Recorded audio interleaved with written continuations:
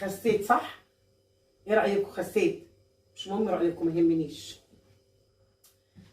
بس قولوا لي يعني، انا حاسه ان انا بصوا البلوزه وسعت شويه، حاسه ان انا كده يعني بقيت حاجه تانية كده وبقيت يعني جسمي كده اتظبط. بصيتكم دي مش عجباني، مش مهم برضك ما يهمنيش. مش شايفاني ان انا بقيت خفيفه؟ انا بقيت بمشي بتحرك بقيت خفيفه. انا حاسه انا نزلت كام كيلو، 5 6 7 كيلو.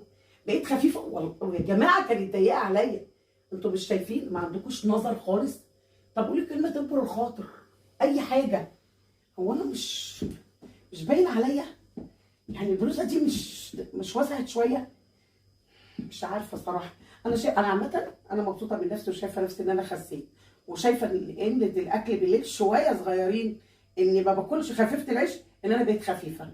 برضك مش هم رايكم، المهم ان انا حاسه نفسي ان انا بقيت رشيقه.